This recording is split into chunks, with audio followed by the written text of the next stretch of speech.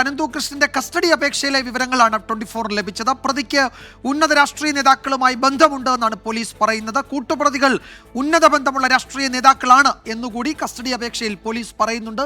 S Shyamkumar വിവരങ്ങൾ നൽകും. ശ്യാമ, അല്പസമയം മുമ്പാണ് ഇയാളെ 5 ദിവസത്തെ കസ്റ്റഡിയിൽ വിട്ടുകൊടുത്തിരിക്കുന്നത്. കസ്റ്റഡി അപേക്ഷയിൽ പറയുന്ന ഉന്നതർ അവരെപ്പറ്റി എന്തെങ്കിലും സൂചനകളുണ്ടോ? അതിൽ പേര് ഏതെങ്കിലും പരാമർശിക്കുന്നുണ്ടോ ഈ കസ്റ്റഡി അപേക്ഷയിൽ പോലീസ്? വിജയകുമാർ, നേതാക്കളുടെ ആരുടെയും പേര് പറയുന്നില്ല എങ്കിലും കസ്റ്റഡി അപേക്ഷയിൽ വളരെ കൃത്യമായി പോലീസ് പറയുന്ന ഏറ്റവും പ്രധാനപ്പെട്ട കാര്യം പ്രതിക്ക് ഉന്നത രാഷ്ട്രീയ നേതാക്കളുമായി ബന്ധമുണ്ട്. അതുകൊണ്ട് തന്നെ പ്രതിയെ കസ്റ്റഡിയിൽ ലഭിച്ചാൽ മാത്രമേ ഈ വിഷയത്തിൽ കൂടുതൽ ചോദ്യങ്ങൾ ചെയ്യാൻ സാധിക്കുകയുള്ളൂ. പ്രതിക്ക് ജാമ്യം നൽകിയാൽ അത് കേസ് അന്വേഷണത്തെ ബാധിക്കും. ഈ രാഷ്ട്രീയ ബന്ധം പ്രതി ഉപയോഗപ്പെടുത്താൻ സാധ്യത, അങ്ങനെ വളരെ വ്യക്തമായി തന്നെ കസ്റ്റഡി അപേക്ഷയിൽ പോലീസ് കാര്യങ്ങൾ വ്യക്തമാക്കുകയാണ്. ഇതിനു പുറമെ കേരളത്തിന് പുറത്ത് ബിനാമി പേരിൽ പ്രതി സ്വത്തുക്കൾ സമ്പാദിച്ചു കൂട്ടിയിട്ടുണ്ട്, ബന്ധുക്കളുടെ പേരിൽ പണം കൈമാറിയിട്ടുണ്ട്.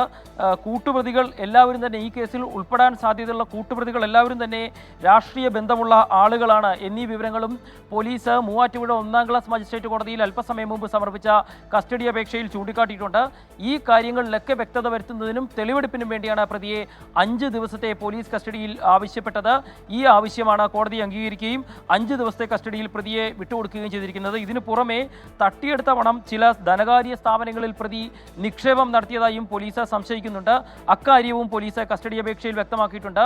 ഇതിനു പുറമെ പ്രതിയുടെ പെൻഡ്രൈവ്, ഐഫോൺ, ഫോണുകൾ എന്നിവ പോലീസ് അറസ്റ്റ് സമയത്ത് പിടിച്ചെടുത്തിട്ടുണ്ട്. ഇതെല്ലാം തുറന്നു പരിശോധിക്കാൻ പ്രതിയുടെ സാന്നിധ്യം ആവശ്യമാണ് എന്നുള്ളതാണ് പോലീസിന്റെ കസ്റ്റഡി അപേക്ഷയിൽ വ്യക്തമാക്കിയിരിക്കുന്നത്. ഈ കേസുമായി ബന്ധപ്പെട്ട് കഴിഞ്ഞ ദിവസങ്ങളിൽ ഉയർന്ന ഏറ്റവും പ്രധാനപ്പെട്ട ആരോപണം പ്രതിയുടെ ഉന്നത രാഷ്ട്രീയ ബന്ധങ്ങളായിരുന്നു. അത് പോലീസും ശരിവെക്കുന്നു.